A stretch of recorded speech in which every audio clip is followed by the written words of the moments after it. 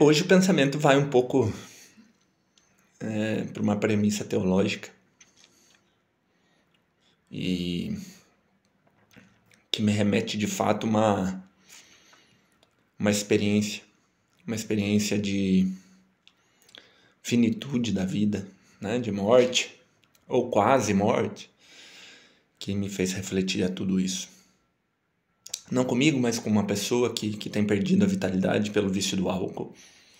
E após um ataque de convulsão, me veio muito forte a questão do quanto a nossa saúde, de fato, ela é fonte de nossas escolhas, né?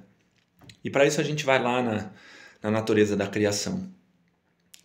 A natureza da criação, ela dita que, de fato, nós somos amados por Cristo, amados por Deus, pensados por Deus, mas que para que a gente pudesse ter a nossa autonomia como seres criados, era necessário nos dar uma coisa que é fundamental, que se chama liberdade. Liberdade não só para amar o Criador, né? Não só para buscá-lo como a verdade real e existente, né? Mas também para negá-lo, né? Liberdade também para buscar outros tipos de prazeres, entre aspas, que não estão vinculados a uma espécie de teocentrismo, né? Seja lá prazeres carnais, atrelados a dinâmicas de poder, tudo isso me leva a pensar na necessidade de conversar com certas pessoas quando elas dizem que se Deus fosse bom, ele interferia em tudo isso, né? Principalmente nessa maneira de pensar a onisciência, né? Se Deus já sabe de tudo que vai acontecer, por que ele permite que isso aconteça?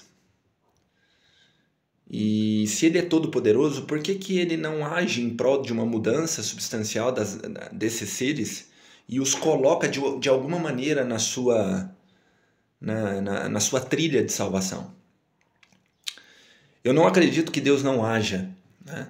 Deus age de várias formas através da revelação e não só disso, mas de todo acontecimento segundo a segundo que a gente tem nesse espaço-tempo, seja com pessoas, com relações, sensações, percepções, né? Deus está ali o tempo todo guiando-nos para de alguma forma nos sermos atraídos a Ele.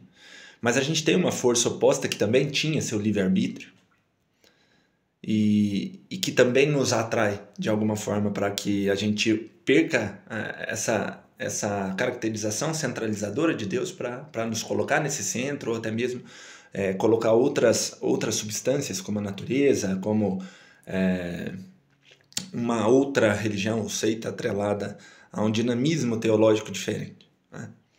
Mas de fato o que me chama muita atenção dentro de tudo isso é essa grandeza da liberdade, né? O que a gente chama de livre-arbítrio, de fato, é a grande sacada de Deus para a criação. Nós só poderíamos ser criados e Deus só poderia ser Deus quando Ele desse para a gente essa autonomia potencial, essa autonomia de escolhê-lo de fato, né?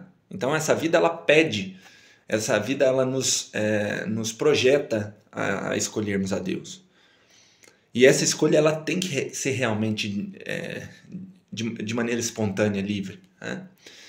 Não adianta ser impositivo por uma religião, né? O catolicismo ele, em nenhum momento ele impõe uma mudança pessoal, mas ele nos convida a conversão, né? E ele aceita, a estrutura religiosa seria herética, né? Se ela de fato tirasse a liberdade de escolha.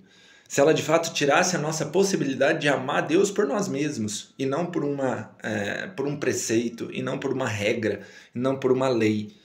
As leis são dadas mais como um farol para um navio que está perdido, do que de fato uma corrente que puxa um presidiário. Então, essa liberdade espontânea que a gente só encontra numa noção de Deus cristão, né? Ele nos dá então o subsídio necessário para imaginar e de fato viver, né, uma vida muitas das vezes ilógica do ponto de vista de justiça, né? Pois bem, se Deus tem a ciência de tudo o que vai acontecer dentro dessa imanência no espaço-tempo, por que Ele não intervém? Se Ele nos ama, por que Ele não nos acorrenta e nos puxa para nós, né? Já discutimos isso no começo do vídeo, essa questão da necessidade da liberdade. A criação precisa amá-lo pela própria necessidade da criação. A subsistência da criação é em Deus e mesmo assim a gente tem a possibilidade de não aceitar essa subsistência em Deus e viver na confusão daquela outra força ou daquele outro ser. Então, o que mais me chama a atenção de tudo isso é começar a mostrar para as pessoas a necessidade, então, dessa liberdade ser bem estabelecida entre os seres. Eu posso bater na minha esposa, eu posso matar uma pessoa, eu posso não seguir preceitos religiosos, eu posso não cuidar de alguém que deve ser cuidado. Essa liberdade é nos dada. E ela não deve ser, em nenhum momento, imposta de uma maneira contrária por instituição que for. Nos é dado de maneira racional, deliberante, né, intelectiva, a uma trilha de ações para que nós sejamos seres que andamos de fato para o fim último, para esse princípio teleológico cristão. Mas não se pode fazer isso de forma impositiva, né? A necessidade da saia, ela não pode ser impositiva por um preceito. A necessidade de uma modéstia não pode ser impositiva por um preceito. A necessidade de uma conduta ética moral não pode ser dessa maneira impositiva por qualquer que seja a lei estrutural de uma religião. No mais, nos é dado a revelação, nos é dado grandes santos que nos direcionam através de ideias de santidade, de santificação, que pelo qual a gente trilha para que a gente alcance de fato aquilo, mas no fim último que vai contar é o amor, é o quanto a gente realmente amou a Deus sobre todas as coisas.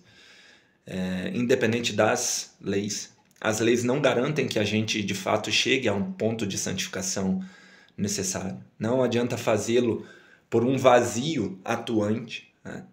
É necessário que se tenha o preenchimento ágape nesses atos. A gente tem que fazer por amor. É deixar as coisas por amor a Deus. É deixar de matar por amor a Deus. É deixar de roubar por amor a Deus. E tudo isso tem que ser preenchido por esse amor.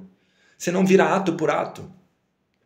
Ele não faz sentido. O sentido do ato é o sentido de amar a Deus. Não existe outra forma de chegar a Deus senão amando-o. Essa nossa imperfeição, independente de seguirmos preceitos legislativos, ele só vai ser corroborado pelo amor. O nosso ato nos justificará, mas o ato que é feito de fato por amor. E no juízo final isso vai ser justificado. Então, nada mais do que justo nós termos a liberdade aqui de escolha, mas ao mesmo tempo, em dado momento, fora desse espaço-tempo, fora dessa imanência, já num ambiente transcendente.